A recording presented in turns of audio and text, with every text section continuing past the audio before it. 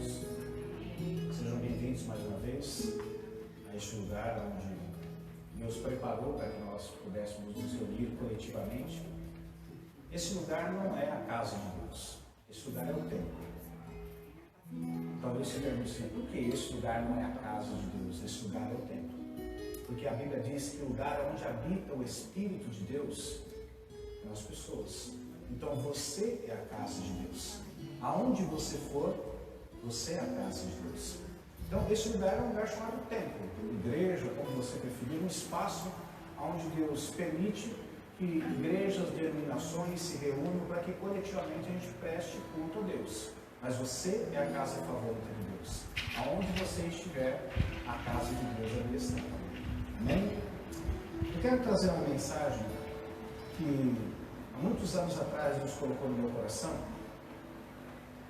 porque nós temos vivido, especialmente nesse ano de 2020, tem sido um ano muito difícil para todos, por conta dessa epidemia, dessa pandemia, melhor dizendo, que estamos enfrentando e que em nome de Jesus está terminando. Mas ainda nós vemos pessoas que estão sofrendo não porque contraíram o vírus, mas porque perderam pessoas especiais, pessoas que faziam parte da sua vida. Então, especialmente esse ano de 2020 tem sido um ano difícil para muitas pessoas. Para umas pessoas porque contraíram o vírus, para outras pessoas porque perderam pessoas, para outras pessoas elas nem perderam pessoas, nem contraíram o vírus, mas estão vivendo um tempo de pânico, de medo. E talvez se eu perguntasse para você assim, Deus tem te dado um motivo para você sorrir? Talvez você possa até dizer com uma certa razão, que nesse ano de 2020 não muito. Não que Deus não tenha dado, mas talvez nós não tenhamos percebido. Por quê? O nosso assunto no ano de 2020 parece que é a primeira eleição, né? É sempre, então, quem é um candidato, qual é o partido, em quem você vai votar. Então, esse ano o assunto foi e está sendo Covid-19. Mas eu quero que você saiba que nós temos motivos para sorrir. E tem até uma canção que ela diz mais ou menos assim, nós já cantamos aqui algumas vezes, e diz assim: Deus me deu motivos para sorrir. Deus me deu motivos para sorrir. Eu estava na fila de Deus, mas a fila de Deus sempre anda. Chegou minha vez, tenho motivos para sorrir. Vamos cantar mais uma vez? E se você sentir a vontade, tira a máscara, deixa eu ver teu sorriso. Se você não sentir a vontade, não tem problema. Mas fala assim, pastor, eu estou sorrindo aqui embaixo.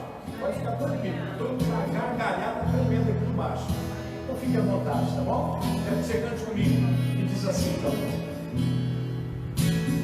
Deus me deu motivos para sorrir. Quem está cantando aqui não é tipo Paulo, sorrir. Deus me deu motivos para sorrir. Eu estava na fila de Deus, mas a fila de Deus sempre anda. Chegou minha vez, tenho motivos para sorrir. Agora para valer a pena, Deus me deu. Deus me deu motivos para sorrir. Ele me deu motivos para sorrir. Eu estava na fila de Deus, mas ela sempre, mas a fila de Deus. Obrigado. Chegou minha vez, tenho motivos para sorrir.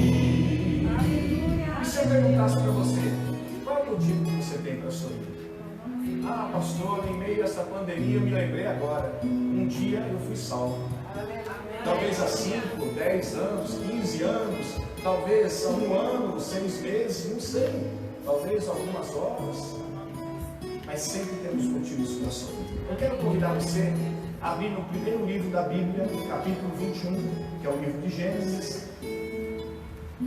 Nós vamos ler uma história de uma mulher e de um homem que, quando recebeu de Deus uma promessa, no primeiro momento, ela chegou a rir, mas rir de não acreditar naquilo que Deus disse que iria fazer na vida dela. Então foi um riso diferente, foi um riso de dúvida, um riso mais ou menos assim: Mauro, você é uma pessoa muito bem sucedida na vida, e você está num momento financeiro terrível. Aí você diz assim: só Deus sabe, só Deus sabe. Talvez alguém diga para você: rapaz, vou dizer para você, você é uma pessoa felizarda, você é desempregado, você... só Deus sabe. Mas quando tu começa a se tornar verdade isso na vida da gente, então o riso é mais espontâneo, né? Parece que o riso, ele expressa verdadeiramente aquela verdade. Então eu quero convidar você, para nós lermos aqui Gênesis 21, de 1 a 7, uma história muito conhecida, pelo menos pela maioria das pessoas, mas aqueles que não conhecem, eu quero que você conheça então um pouquinho da história desse homem e dessa mulher. Nós vamos ler apenas 7 versículos, mas será bastante para nós refletirmos naquilo que Deus colocou no nosso coração. O Senhor foi bondoso com Sara, como lhe disseram, e fez por ela o que prometeu. Sara engravidou e deu um filho a Abraão em sua velhice, na época fixada por Deus em sua promessa. Abraão deu o nome de Isaque ao filho que Sara lhe dera. Quando seu filho Isaque tinha 8 dias de vida, Abraão o circuncidou, conforme Deus lhe havia ordenado. Estava ele com 100 anos de idade quando lhe nasceu Isaque, seu filho. Algumas pessoas talvez podem preferir pensar o seguinte: vai ver que a gestação era coisa assim de 15, 20 anos, por isso que esse homem veio ser pai com quase 100 anos. Mas nós sabemos que isso não é verdade. O tempo de gestação é mesmo, 9 meses. A verdade é que Abraão já não era nem um senhor, não era nem um velho, já era um... Como é que nós podemos definir uma pessoa de 100 anos de idade? Um velhão, um tiozão. E o tiozinho é aquele que começa a andar com um carrinho um pouco mais, né? Depois tem um tiozão e tem aquele que é superior ainda do tiozão. Eu acho que no caso aqui de Abraão, ele estava para lá de tiozão, com 100 anos de idade, meu amigo. Ele não está lutando para viver. O homem estava sendo pai, era um privilégio muito grande, né?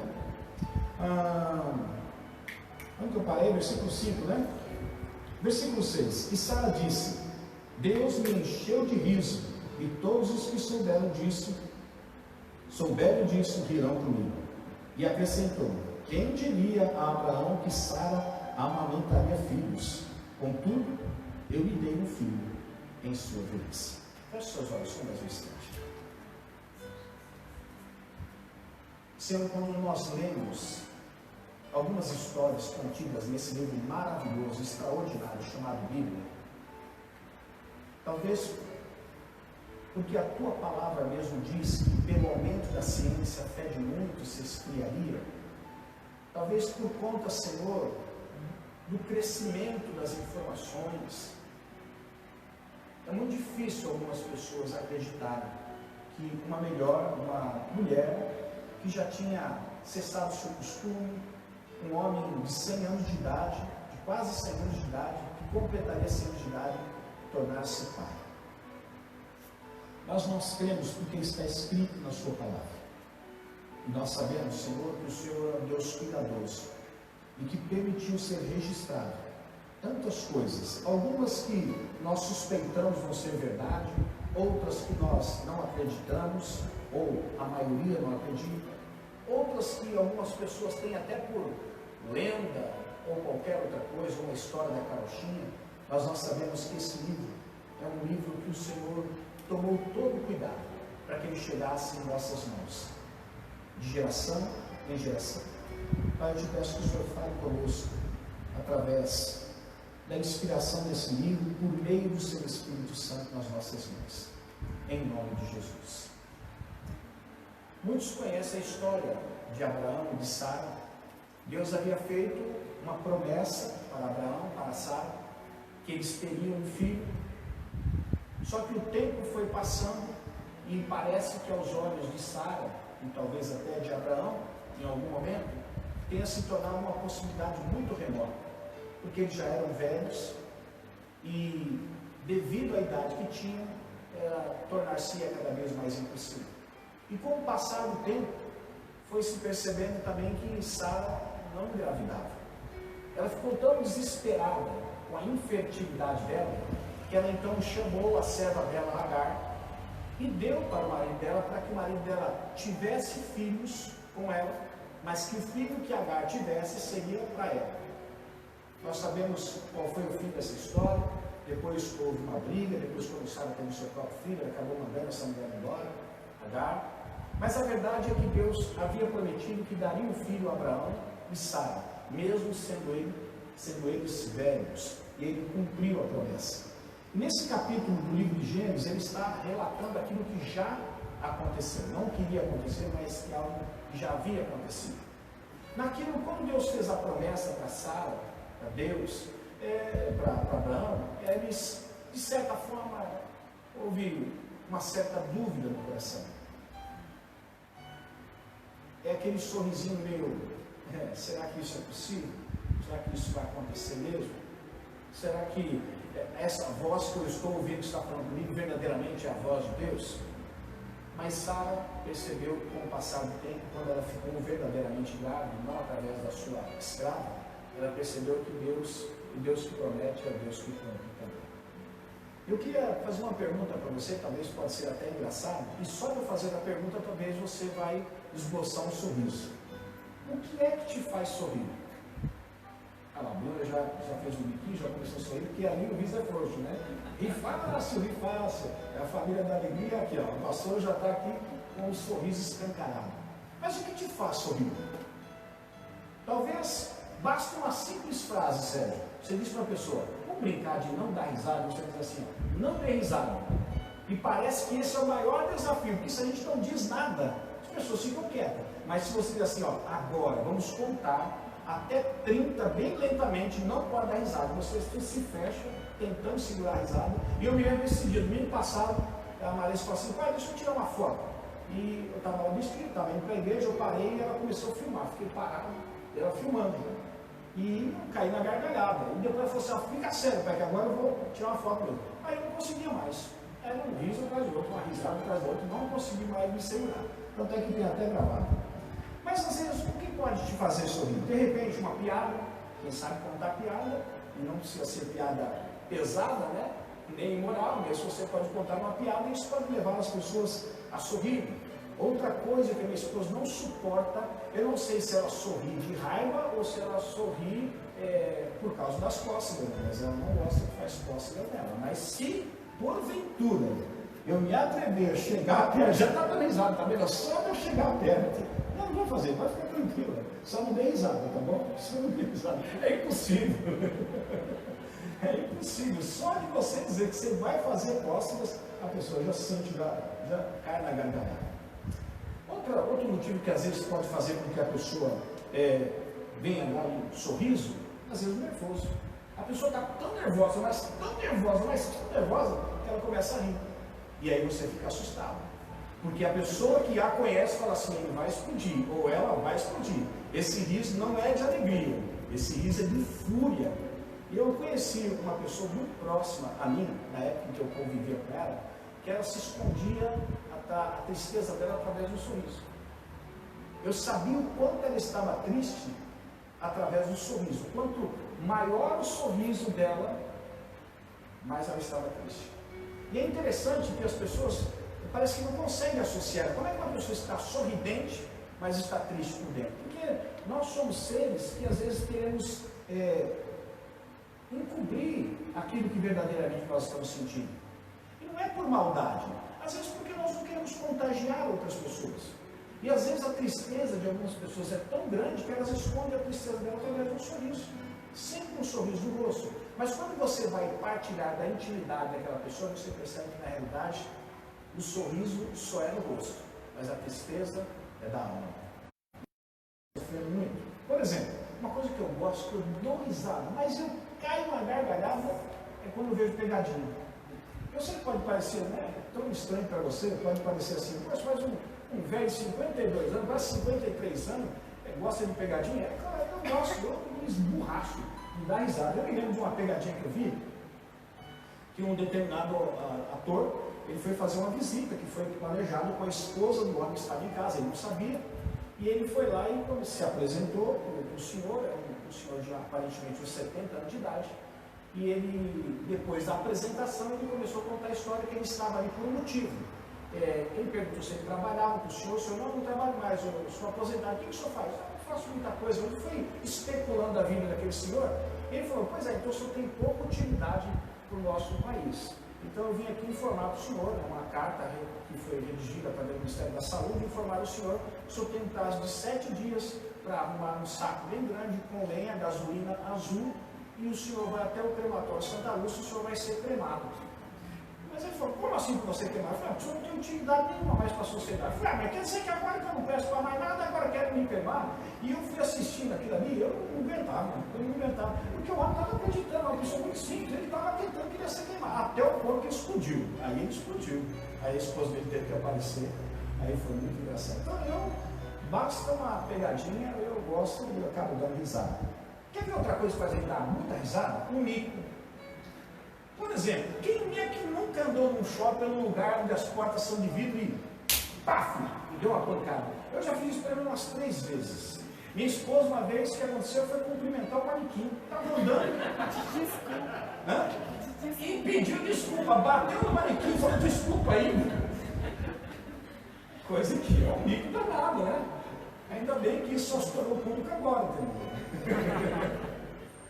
Recentemente eu fui assinar uma escritura, nós tínhamos vendido um imóvel, e eu fui lá assinar a escritura para passar definitivamente o nome da pessoa, e o cartório era um cartório novo, e tinha uma abertura assim, Rodrigo, que era muito grande, com portas de vidro. Mas sabe aquele negócio, o shopping era novo, as portas eram novas, estava tudo tão limpinho que para mim era um corredor aquilo ali. E do jeito que eu saí, eu fui. Aquela pancada, pá! Aí eu já olhei para um lado, minha esposa já olhou. O que aconteceu? Aconteceu inesperado, né? Perdi, meti a cabeça. Do outro lado, o pessoal estava assim, ó. Baixou a cabeça e começaram a cair na gargalhada. Eu vou fazer o quê, né? Eu olhei para todo mundo e falei assim, gente, está bem limpinha essa porta. Eu nem percebi, para disfarçar. Com certeza meu rosto estava todo ruborizado, né? Assim mesmo. Você quer ver outra coisa que a gente dá muita risada? Uma foto antiga. As meninas em casa têm o costume de pegar foto da minha esposa em uma determinada época. Minha esposa sempre foi uma mulher bonita. Então, só que a gente sabe que existem as modas do tempo, né? Corte de cabelo, calça. Inclusive, hoje as calças que as mulheres estão usando eram uma calça que antigamente se tiravam sarro. Por quê? Um tempo atrás, as calças femininas, aquelas que vinham aqui na cintura, né? Então ficava aqui bem baixinho. Quando viram a minha esposa com aquela calça que hoje vocês estão usando aqui em cima, mas caiu na garganta. Mas que calça feia, que calça ridícula, que corte de cabelo que é esse, mãe? E todo mundo caiu na gargalhada. E quando me viram ainda, a calça aqui em cima, quase no peito.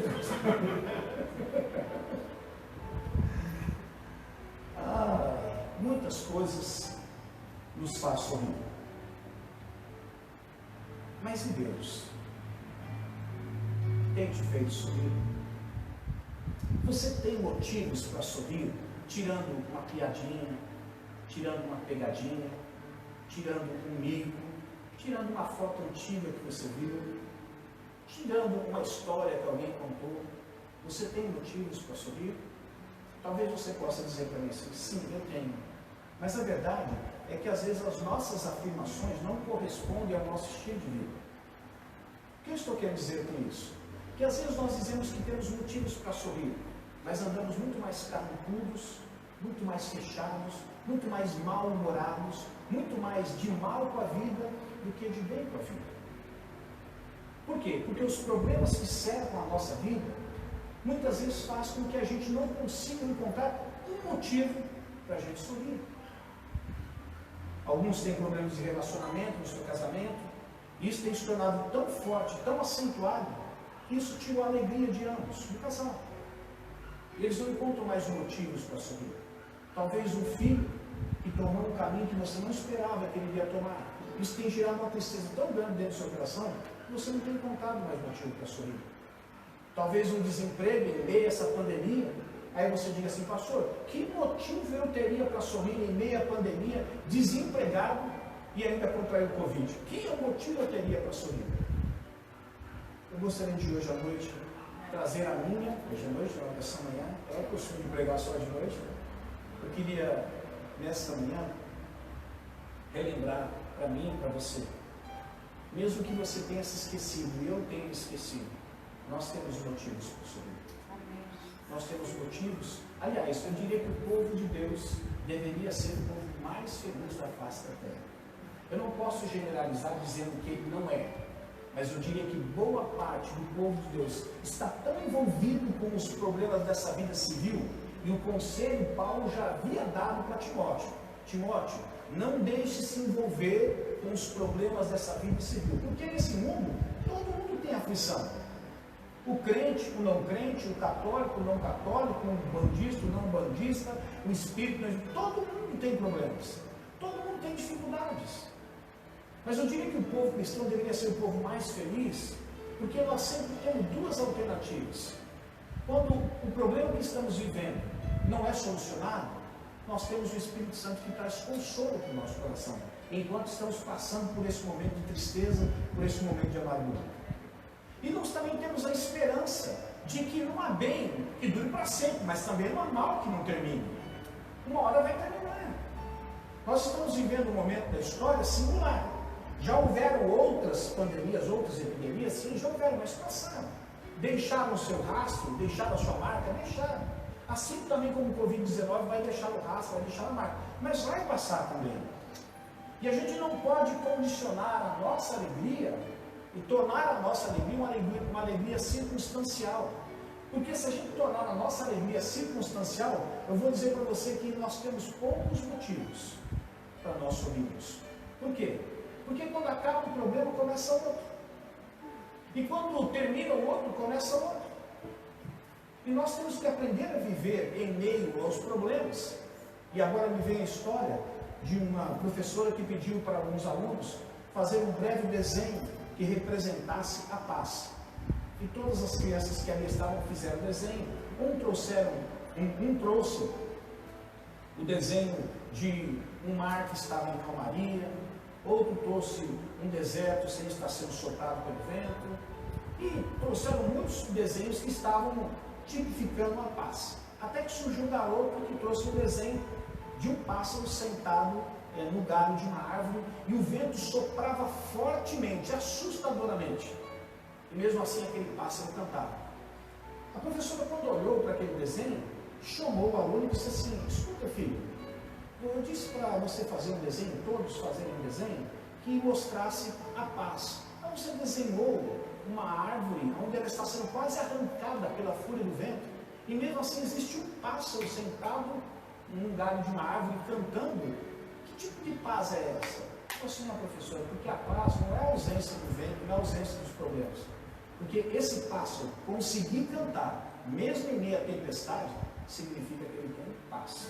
Porque paz não é a ausência de problemas, mas é em meio aos problemas você conseguir sorrir, administrar a sua vida de tal forma que você não tenha uma alegria que seja condicional, ou seja, circunstancial, dependendo daquilo que está acontecendo fora de você, é aquilo que vai reger dentro de você. Não, o que deve reger a sua vida, o que precisa reger a sua vida, é aquilo que está dentro de você. E a Bíblia diz que maior é aquele que está em nós, e ele está se referindo à pessoa do Espírito Santo, do que aquilo que está fora de nós. Então eu gostaria de compartilhar com vocês aqui alguns motivos que nós temos para sorrir. O primeiro motivo que nós temos para sorrir é que Deus nos abençoa por amor e não por merecimento. E eu quero agora voltar à história que nós acabamos de ler. O texto diz assim: o Senhor foi bondoso com o sábio. Vamos analisar essa história do ponto de vista daquilo que aconteceu. Deus faz uma promessa para uma pessoa, e não está falando de uma pessoa para uma pessoa, está falando de um ser que é poderoso, capaz de todas as coisas. Ele pessoalmente vem a essa pessoa, faz uma promessa essa que ele iria cumprir. O texto não diz quanto tempo levaria para cumprir essa promessa, mas ele havia feito essa promessa, e por ele ser quem ele é, ou seja, Deus, certamente ele cumpriria. Mas no primeiro momento houve dúvida no coração, e durante muitos anos, até que a promessa se concretizasse, houve dúvida no coração. E o que acontece? Às vezes nós vivemos uma vida, meu irmão, pensando que Deus nos abençoa porque nós merecemos. Não, Deus nos abençoa simplesmente porque Ele ama. Eu diria para você que a grande maioria das pessoas, ou a maioria das pessoas, melhor dizendo, não são abençoadas por Deus porque elas merecem. Elas são abençoadas por Deus porque Deus é misericordioso, porque Deus é gracioso. Talvez no primeiro momento, quando Deus fez essa promessa a Sara, Deus já teria ali um motivo para não cumprir a promessa: incredulidade, dúvida, e de certa forma esboçado até através de um sorriso. O primeiro motivo que eu e você temos para sorrir, meu irmão, é que Deus, Ele deseja, Ele quer, Ele almeja, Ele anseia abençoar a mim e a sua vida, mas não é porque você merece, é simplesmente porque Deus ama. Salmo 25, versos 6 e 7 diz assim, hoje não tem o texto ali, então você tem que abrir na sua Bíblia se você desejar. Salmo 25, versos 6 e 7 diz assim: lembra-te, Senhor, da tua compaixão e da tua misericórdia, que tens mostrado desde a antiguidade. Não te lembres dos meus pecados e transgressões da minha juventude, conforme a tua misericórdia. Lembra-te de mim, pois tu, Senhor, és bom. Meu pai, ele é um homem que é recém-convertido. Muitos assistiram aqui o batismo do meu pai, até porque ficou marcado. Caiu o irmão Maurício do lado, caiu eu do outro lado, caiu meu pai junto. Meu pai tem uma certa dificuldade de se manter em pé. Eu chamei o irmão Maurício, contando com ele, falei: irmão Maurício, me ajuda a segurar o meu pai. E na filmagem caiu o meu pai, caiu o irmão Maurício, caiu eu. Foi um motivo de júbilo naquela hora, sabe? Mas de muito júbilo, todo mundo sorriu de alegria pelo batismo, o novo nascimento, e juntamente com o novo nascimento, o batismo também foi o mico que o irmão Maurício pagamos. Vai estar registrado, viu, irmão Maria? Não tem como escapar. Mas o meu pai, como ele é um Lázaro que ainda está saindo do túmulo, porque Lázaro, quando saiu do túmulo, Lázaro tinha sido enfaixado. Quando ele saiu do túmulo, ele ouviu a voz, ele saiu do túmulo e ressuscitou, ele tinha aquelas faixas ainda. Então Lázaro tem que ser desenfaixado. As pessoas muitas vezes, quando elas se convertem, elas saem do túmulo como Lázaro, elas saem todas enfaixadas. E é preciso ainda retirar aquela faixa da vida dela. Então meu pai, ele é um novo convertido que ainda está sendo desenfaixado, tirando algumas coisas. E às vezes ele fala assim para mim: Paulo, obrigado, viu? Deus vai te abençoar muito, porque você é isso, você é aquilo. Ele começa a enumerar algumas qualidades que ele vê em mim. Eu falei: pai, não é por isso que Deus vai me abençoar. Deus vai abençoar porque Ele é bom, é só porque Ele é bom. Não, mas você é um bom filho, você merece. Eu falei: não, eu mereço. Ser um bom filho é uma obrigação minha. Agora, merecer, eu não mereço. Apenas creio que vou receber e me aproprio dessa palavra, mas não porque eu mereço, mas porque Deus é bom. Eu queria que você soubesse que um dos motivos que você tem para sorrir é que Deus abençoa a sua vida, mas não é porque em nenhum momento você merece, é porque Deus ama e Ele não consegue evitar esse amor. E é interessante que Deus não consegue evitar o amor que Ele tem, nem pelo pior criminoso que possa vir à sua mente agora nesse momento. Por exemplo, um dos criminosos que veio à minha mente agora, e que às vezes parece que é inadmissível para nós Deus amar uma pessoa como essa, foi o tão conhecido chamado Champinha. Quem não lembra do Champinha, quando ele assassinou aquela mulher, o casal que estava num lugar reservado, ele acabou assassinando, depois ele praticou atos de crueldade, retirou a auréola dos seios da mulher e ficou preso, ainda está preso, nem sei se o sujeito está preso, ainda está preso. E você olha e fala assim: poxa, Deus ama esse sujeito? Deus ama, porque a palavra de Deus diz o quê? Deus amou o mundo de tal maneira. Ele não abriu exceção. Ele ama aquele que você tem como um bom homem, uma boa mulher, mas Deus também ama aquele que você tem como um mau homem, uma má mulher. Por quê? O amor de Deus não é condicional como o nosso.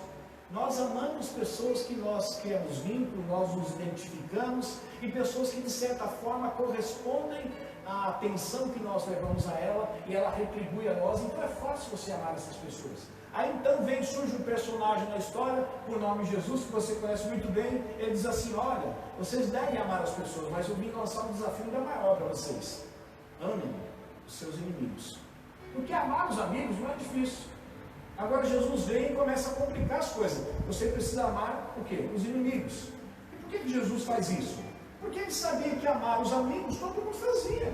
Ou será que tem alguém que odeia um amigo? Não, eles sempre amam. Então ele fala assim, isso os pagãos também fazem, ou seja, a maioria das pessoas faz isso. Mas eu vim lançar um desafio maior para vocês. Eu quero que vocês aprendam a amar aqueles que odeiam você. Eu quero que você aprenda a amar aquele que é o teu inimigo e muitas vezes não oculto, mas declarado. Primeiro motivo que eu e você temos para sorrir. Deus sempre vai nos abençoar. E quando chegar a bênção, não diga que é porque você mereceu, é porque Deus te ama. E Ele sempre assim quer fazer. Você quer ver um exemplo claro disso? Relacionamento de pai com filho.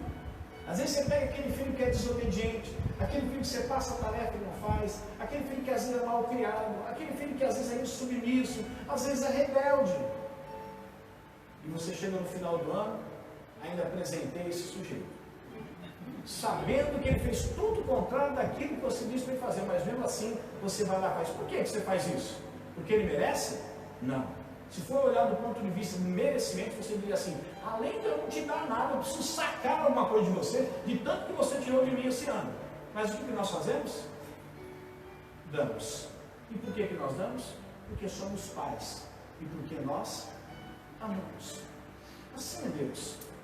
Independente do amor que você tem para com o seu filho, embora é muito parecido o amor dos pais para com os filhos, do amor de Deus para com os seus filhos também, mas ainda o amor de Deus supera esse amor que você tem pelo seu filho.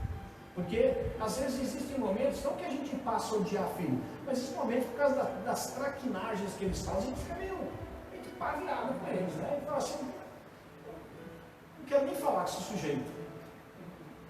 E às vezes a gente acaba traçando um paralelo do amor de Deus com o nosso amor, que às vezes a gente se irrita. Não, Deus ele é perfeito em amor. E todas as vezes que Ele te abençoar, lembre-se de uma coisa. Ah, mas eu me esforcei muito. É verdade, você tem que se esforçar mesmo.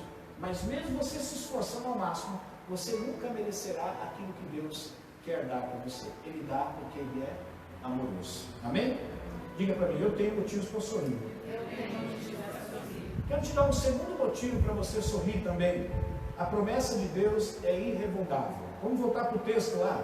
O texto diz assim, o Senhor foi bondoso com Sara, como lhe dissera, e fez por ela o que prometeu. Quando eu digo para você que a promessa de Deus é irrevogável, eu estou dizendo do ponto de vista que você continua crendo. Aquilo que Deus prometeu para você, se você continuar crendo, Deus sempre irá cumprir. Ah, mas aqui no caso de Sara, eu acredito que Sara em alguns momentos ela duvidou, é verdade, mas não diz que ela duvidou sempre. Existem momentos na nossa vida, meus irmãos, eu acho que todo mundo passa por isso. Momentos em que você levanta aquele dia, você acredita que se você encontrar um paralítico na sua frente, você vai orar e ele vai sair pulando, não só andando. Existem momentos no outro dia que você acorda, que você pede para que não apareça ninguém, nem para pedir oração para você, que você está de pá virado e que você não está bem aquele dia. Parece que um dia a nossa fé está lá em cima, outro dia a nossa fé está escondida no mais profundo buraco, no mais profundo túmulo. Nós somos assim. Eu acredito que na vida de Sara, a Bíblia diz, se eu não me engano, parece que demoraram 10 anos para que isso cumprisse. Da promessa até o nascimento que Deus havia prometido para Sara, demoraram 10 anos. Não foram 10 anos de incredulidade. Houve tempo em que ela desacreditou, mas houve tempo em que ela lembrou da promessa de Deus. E no momento em que ela lembrava da promessa de Deus, isso reavivava no seu coração. A Bíblia diz isso? Não. Mas eu conto isso a partir de nós mesmos. Nós somos assim. Nós recebemos às vezes uma promessa de Deus e dependendo da grandiosidade da promessa, nós, no primeiro momento, nós já a rejeitamos. Ou nem sequer acreditamos porque achamos que isso é impossível e colocamos de lado. Mas depois, quando a gente começa a repensar algumas coisas, a gente começa a perceber que na realidade, quem prometeu é fiel para cumprir. E não foi o homem que prometeu, mas foi Deus que prometeu. O homem pode fazer promessas a nós e não cumpri-las, como é muito comum isso acontecer. Mas Deus, quando Ele faz uma promessa, Ele é suficientemente capaz para cumprir a sua promessa. Então, o segundo motivo que você tem para sorrir é lembrar das promessas de Deus para a sua vida. Elas são irrevogáveis. Você está no caminho do Senhor? Então aguarde, espere. Deus vai cumprir. Permaneça no caminho do Senhor e Ele vai cumprir. Olha o que diz Josué 21, 45. De todas as boas promessas do Senhor à nação de Israel, eu acho interessante. que ele escreve agora. Nenhuma delas falhou, todas se cumpriram. Talvez você olhe para esse texto e diz assim, desconfiado, você pode dizer assim, eu acho que o autor cometeu um exagero, ele cometeu uma hipérbole. De todas as promessas que Deus fez àquela nação, nenhuma delas deixou de se cumprir, todas cumpriram? Ah, eu acho que não. Até porque quando eu olho para aquele povo e lembro de quem era aquele povo, povo rebelde, povo idólatra, povo descompromissado, povo isso, você pode enumerar vários defeitos do povo de Israel. Mas a questão é a seguinte, que não foi Israel que prometeu a Deus, foi Deus que prometeu a Israel. E Deus não é homem para mentir, nem filho do homem para que se arrependa. Aquilo que ele prometeu, ele vai cumprir. A questão é saber o que Deus tem prometido para você. E aquilo que ele prometeu para você certamente se torna irrevogável da parte dele, você permanecendo no caminho do Senhor. Então esse é o segundo motivo que você tem para sorrir. Você tem promessa de Deus na sua vida? Você lembra de uma promessa que Deus fez a você? Você está firme no caminho do Senhor, então aguarde, ele vai cumprir. Meus irmãos, não se assustem, nós nos assustamos com o ser humano. O ser humano, quando faz promessa, dependendo da grandiosidade da promessa, nós no primeiro momento já até descartamos a promessa porque achamos que é impossível ele cumprir. E às vezes nós damos com os burros na água, porque a pessoa acaba cumprindo. Mas Deus não, Deus é diferente. Tudo aquilo que ele promete, ele se compromete também em cumprir. Diga, eu tenho motivos para sorrir.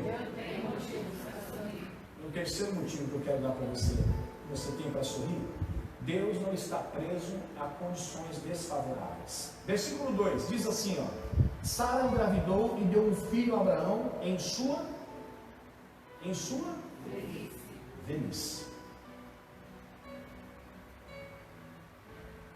Nós sabemos que existem causas que elas se tornam impossíveis do ponto de vista humano. Mas é interessante que a Bíblia, ela fala sobre impossibilidades que se tornam impossibilidades, e em um momento ela se refere a Deus. Até aí tudo bem. Mas existe um outro momento que ele se refere a pessoas. Por exemplo, vou citar 2 versículos. Para Deus tudo é possível. Mas isso é incontestável, porque Ele é Deus. Mas a Bíblia também diz assim, que tudo é possível ao que crê. Espera um pouquinho. Então, para quem tudo é possível? É verdade. Mas também para aquele que crê, também tudo é o que? Possível. Só que nós, quando nos deparamos em condições que são totalmente desfavoráveis, nós nos assustamos. Eu viro e mexe cito isso, e eu me incluo nesse desafio que nós não colocamos a nós mesmos. Toda vez que nós recebemos a notícia de alguém que morre, tirando esse tempo de Covid, que não pode ter nem velório, mas o que nós fazemos? Nós vamos prestar a nossa condolência à família, não é isso? E por que nós não pensamos de ir neste velório para orar para o morto ressuscitar? Mas não é isso que a palavra de Deus diz? Que em meu nome expulsariam demônios, em meu nome traria cura para aquele que estava enfermo, em meu nome expulsariam os demônios, traria liberdade para as pessoas que estavam presas, mas ele também diz, em meu nome ressuscitarão os mortos. Mas por que quando a gente se depara com condições que são totalmente desfavoráveis, a gente não quer nem arriscar? Até porque a gente olha para o Senhor e fala assim, não, deixa eu ver, 70, 80, tá bom também, né? Já viu, 80 anos, já viveu bastante. Eu me lembro de uma vez que uma pessoa veio pedir oração para mim, isso há muitos anos atrás, passou a história para uma determinada pessoa, eu falei assim, ô filho, está doente, então vamos orar, né? Ela já é uma pessoa de a pessoa já está com 102 anos. Aí na hora já caiu minha fé, eu falei, Senhor, já viveu bastante, né? Não que a gente não possa orar para a pessoa continuar vivendo, no entanto, quando você olha para a idade, você fala assim, poxa, tá bom, né? Também, né? Já tá bom, já viveu bastante. Eu sei que ninguém quer que as pessoas venham partir. Se você perguntar para mim, meu pai está todo aquele problema dele, ele está sempre cansadinho aqui, mas você quer que meu pai venha partir? Não, eu não quero. Mas eu sei que uma hora chegará a hora dele, assim como chegará a minha, e também chegará a sua. E se eu chegar aos 102 anos, não precisa dar mais para eu ser curado, não. Eu falei assim, eu leva logo, deixa eu vir para agora, vai ser uma bênção, deixa eu descansar. Deus não está preso a condições desfavoráveis. Do ponto de vista científico, olhando para Sara e olhando para Abraão, fala assim, Abraão, meu amigo, esquece seu pai que não dá mais para você. Sara, esquece também que para você não dá mais. Mas Deus não é assim. Ele torna impossível aquilo que aos olhos humanos é o quê? Impossível. E esse é o grande desafio para nós. nós nos tornamos em pessoas naturais. O que é o natural? Aquilo que pode acontecer, nem que vai acontecer. É quando você recebe um diagnóstico médico e o médico diz assim: você tem tal doença, mas fique tranquilo, porque isso aí tem cura, e se não tiver cura, tem tratamento, você não vai morrer disso. E você se apega àquela verdade de tal forma que você acredita que, à medida que você for fazendo uso da medicação que foi prescrita para você, você será bem sucedido. Mas se a medicina disser para você: meu amigo, foi feito um diagnóstico, não tem jeito, você tem 3 meses de vida, 1 mês você morre. Só com a notícia as pessoas acabam morrendo, porque a situação é desfavorável.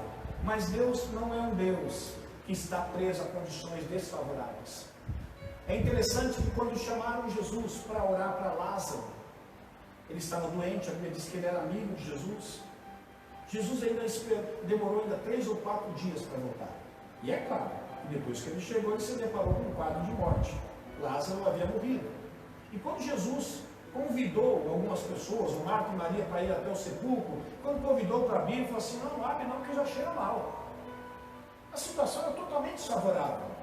Por que cheirava mal? Porque provavelmente, com certeza, vamos colocar, o estado do corpo já era um estado, talvez, e tinha entrado em estado de decomposição.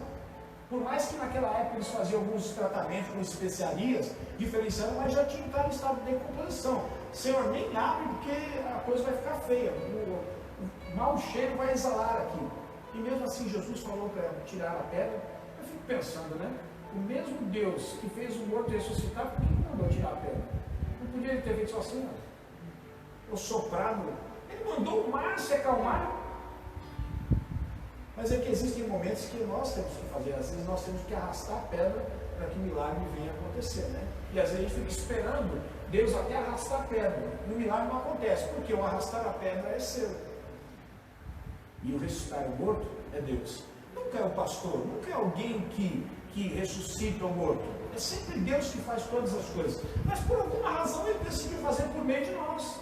Ele pode fazer sozinho. Ele pode ir no cemitério da saudade agora, se tiver 7 corpos, fazer os 7 corpos ressuscitarem, sozinho, sem ninguém orar, pode. Mas por alguma razão, Deus quer fazer isso através da vida de pessoas imperfeitas como nós. Mas sempre será o quê? Ele.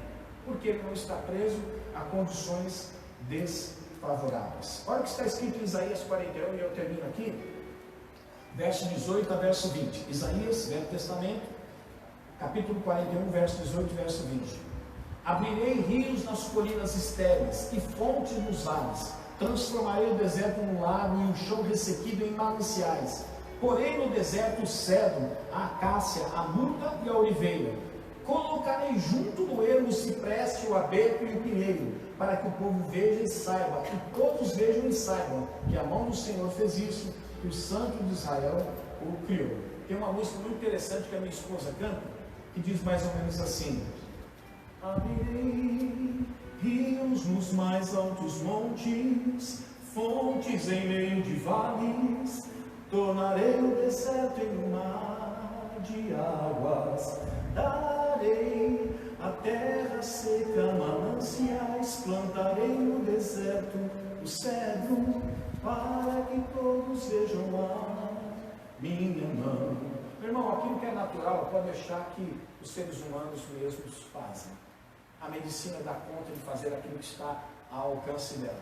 Mas aquilo que é sobrenatural diz respeito somente a Deus. Então, o terceiro motivo que eu e você temos para sorrir é que Deus não está preso a condições desfavoráveis. Talvez você esteja vivendo um momento, ou poderá viver um momento em que a condição é totalmente desfavorável, em que a medicina possa olhar para você e falar assim: não tem jeito, terminou. E a morte é uma parte da vida que todos terão que enfrentar. Você pode ver que quando você recebe a notícia, pelo menos na maior parte das vezes que eu recebi, a notícia em que a pessoa não tinha muito tempo de vida, os médicos eles transmitem isso. Não quero aqui registrar a intensidade do sentimento deles, mas talvez por estarem tão acostumados a lidar com a morte, eles transmitem aquilo de uma forma natural. Olha, fulano, eu vim aqui, nós fizemos o melhor, fizemos o tratamento, mas infelizmente o seu mal não tem cura, então é uma questão de horas, uma questão de meses, né? Acabou, encerrou, porque faz parte do processo da vida, um dia nós passarmos pela morte. chegou a uma condição em que ele não pode ser mais revertida. Mas para Deus não existe essa situação desfavorável. Não existe nada, quadro nenhum que Deus não possa mudar. E esse deve ser um dos motivos que você tem para sorrir.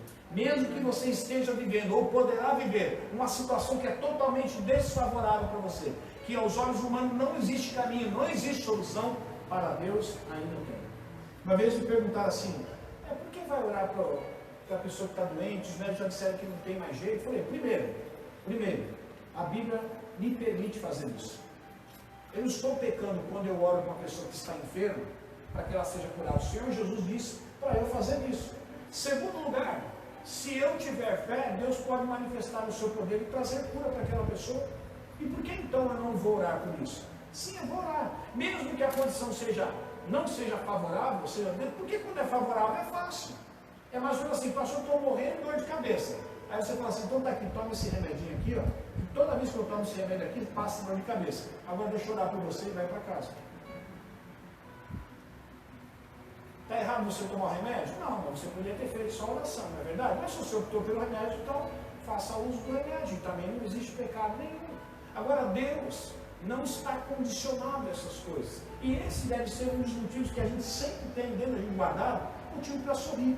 Se em algum momento você chegar numa situação onde você vai se deparar com a impossibilidade, saiba que o Deus que você serve é o Deus das impossibilidades. Amém? Vamos ficar em pé então e agradecer ao Senhor por mais uma manhã. Vamos celebrar a ceia. Quero convidar já os irmãos que vão entregar os elementos, irmãs que vão entregar os elementos, e fica aqui à frente. Eu gostaria de orar por você. Você talvez que nesse ano de 2020 não esboçou um sorriso. Tudo bem, um exagero meu, mas talvez que por causa desse momento que estamos vivendo, e talvez porque você já vinha vivendo um momento difícil na sua vida, isso acabou só agravando o seu quadro. Eu quero que você saiba que Deus sempre terá para você motivos para você sorrir. A bênção que você precisa, se esforce ao máximo, mas não é pelo seu esforço, sempre será pelo amor de Deus que a bênção do Senhor vai chegar até a sua vida. Leve a sua vida de oração, a sua vida de jejum, de leitura da palavra, de estar na igreja, cultuando coletivamente, junto com os outros irmãos, para ter uma vida em comunhão. Faça isso, mas sempre se lembre que a bênção que você está buscando sempre virá, porque o amor de Deus é grande. Pastor, mas por que será que Deus não ama algumas pessoas, por isso que demora tanto? Ou porque talvez eu nunca vi chegar na vida diária de vencer a bênção, será que Deus não ama? Deus continua amando. Nós precisamos continuar perseverando. O amor de Deus ele é irrevogável, ele nunca vai voltar atrás. Deus nunca odiará ninguém. No entanto, depende de nós também a nossa perseverança no caminho do Senhor. Então,